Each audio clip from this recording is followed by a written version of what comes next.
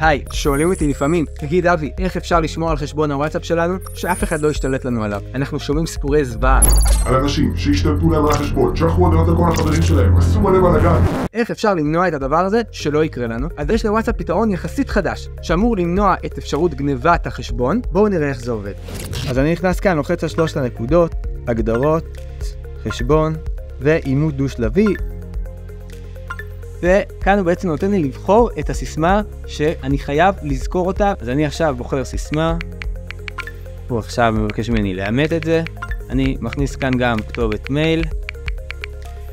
וברגע זה יצרנו בעצם את קוד האימות הדו-שלבי, הקוד היחיד שיוכל לשמש לפתיחה של הוואטסאפ בטלפון חדש. ובמידה ומישהו בעולם נכלולי ירצה לפרוץ לחשבון הוואטסאפ שלי, הוא בעצם צריך מכשיר חכם, יגדיר את המספר שלי בתור המספר שהוא רוצה להצטרף דרכו. בשלב הזה יישלח SMS אל הטלפון שלי, ואם הוא יצליח להשיג בדרך רמייה את הקוד החד פעמי הזה והוא מזין אותו, אופה, עכשיו הוא תקוע. הוא חייב את קוד הפין הזה שאני הגדרתי ורק אני יודע אותו. לא לשלוח את הקוד שלכם לאף אחד שמבקש מכם. תשמרו על עצמכם.